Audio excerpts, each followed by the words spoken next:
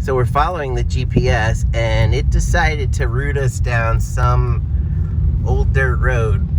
We left the Jeep at home just because we thought it'd be easier and more gentle in the car for this trip, because it's about 40 miles from our house. But we might have done better with the Jeep today.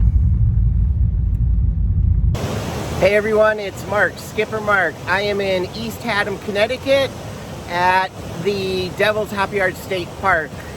This is the 8 Mile River, which normally flows much more gentle, but we've had heavy rains for the past couple days, and there's a waterfall here, and it's really going crazy. Normally the waterfall is super pretty with several dropping cascades, but today it's just a raging torrent.